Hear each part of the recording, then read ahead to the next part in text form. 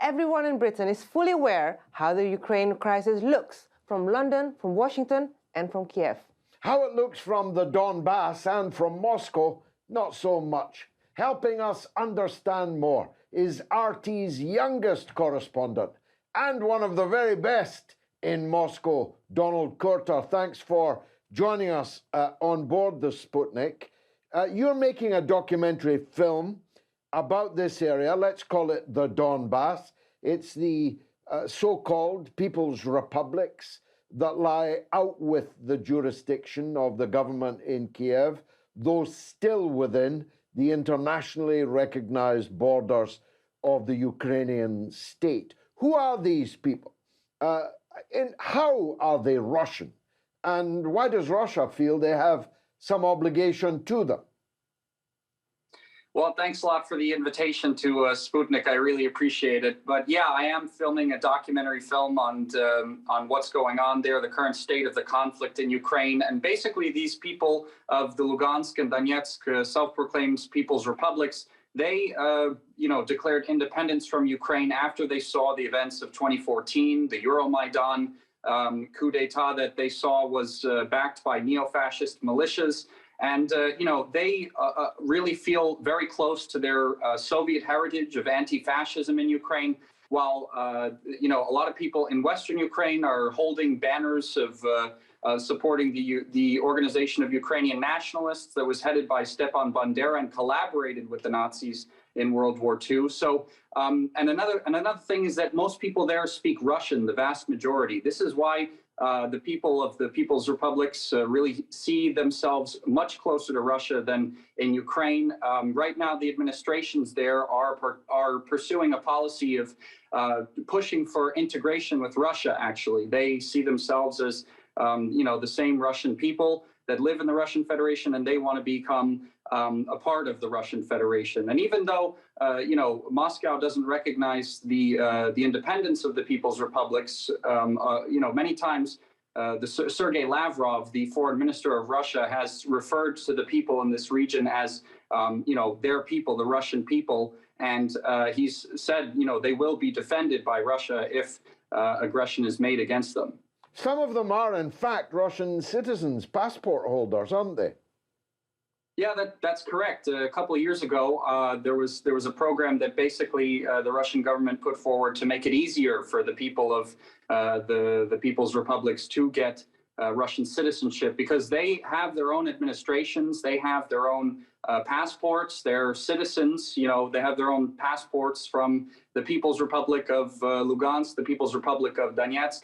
And I think this is a way for the Russian government to, help out the people there, and especially for those who really, want Russian citizenship.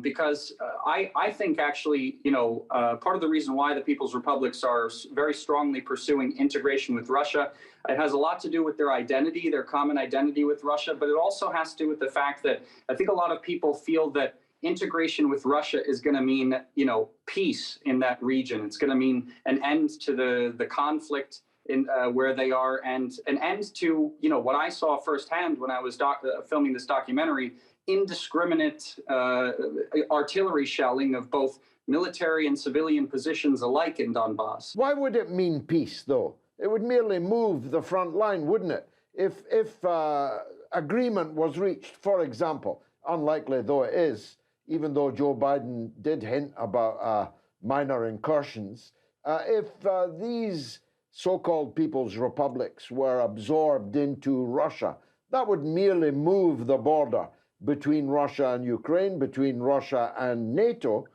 just a few miles to the west.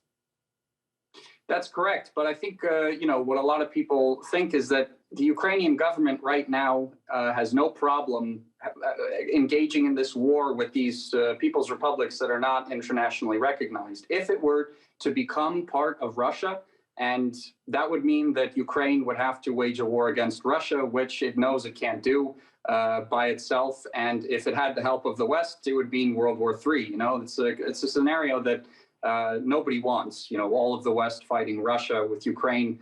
But, the reason I think there's been a sort of escalation as of late over the past several months. I mean, I think it started with the Ukrainian government. Elections are coming up in 2024.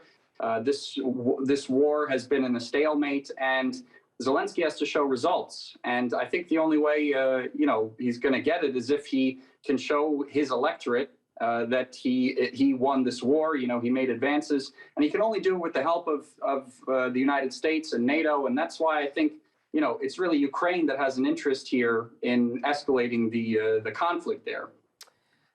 Now, Donald, if you say that the people from these republics identify themselves as Russian, they affiliate themselves more towards Russia, how would you describe the people on the other side of the line? How do they identify themselves? What is the Ukrainian identity? Well, it's a good question, and it's really hard to do. I mean, because of the fact that Russian culture, Russian people, and Ukrainian people. I mean, they historically came from basically the same place. Now, I guess you could say, I mean, there is the Ukrainian language. There are traditions that some people say are specific to Ukraine, but at least what I saw on the line of confrontation between the Kiev-controlled forces and the People's Republics, this line of confrontation goes right through Lugansk and Donetsk, actually. So the people on the other side of the line of confrontation, right on the other side, a lot of them also consider themselves Russian.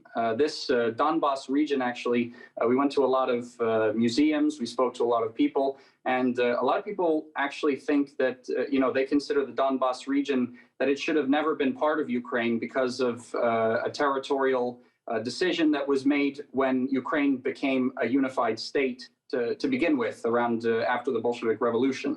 A lot of people say that this was a mistake, that Donbass was included in Ukraine because they considered themselves Russian even back then. But, a lot of the reality is that a lot of people speak Russian in Ukraine, and right now in the Kiev-controlled places, a lot of that is coming under attack because they're trying to assert this, the Kiev government is trying to assert this separate Ukrainian identity that they're saying is completely separate from Russia, even though I don't think that's possible to do because of how close their histories are. But, we just recently saw the fact that one of the, a lot of media outlets in Ukraine that were formerly the Russian language publications, they're being forced by the government to make a secondary publication in Ukrainian. This is just one example of the attempts of the Kiev government to, put distance between its country and Russia. There's lots of places in the world, Africa, Asia, and indeed even in Europe, where there are people who think that they were somehow born in the wrong body. They were somehow put in a place that they didn't belong, and they'd like to redraw boundaries and so on. But that would be a recipe for total chaos in the world, wouldn't it? We can't go. Now, Ukraine is a state with borders. These have to be respected, whomsoever is in power in Kiev. Yeah, absolutely. And that's, I think that has to do with part of the reason why, Russia has not recognized the self-proclaimed People's Republics as independent. It doesn't consider that place part of Russia because, it actually wants to respect the borders, the borders of Ukraine, even if they have political differences. They still consider that region Ukraine. But another thing that I think is interesting, that's necessary to talk about in discussion of how divided a lot of Ukrainians are. It's not only across the lines of ethnicity, but it's also divided along the lines of historical legacy. Like when I went to Donbass and Donetsk and Lugansk, there are statues of Lenin everywhere. There's statues to the heroes of the Great Patriotic War. There's museums. People are very patriotic about their Soviet past. And it bothers them very much that they see people marching in West Ukraine with, pictures of Stepan Bandera, a Nazi collaborator, people saying that he's a hero of Ukraine.